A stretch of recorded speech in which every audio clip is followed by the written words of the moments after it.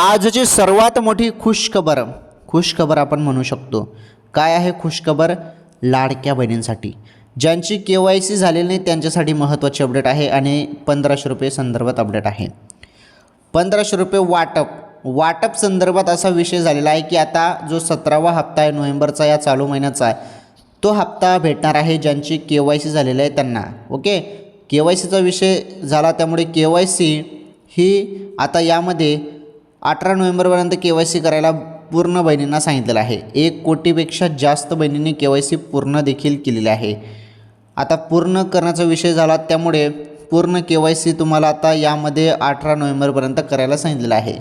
ज्यांची KYC बाकी असेल तर यापुढे मुदतवाढ मिळू शकते अशी खुशखबर देखील समोर येत आहे.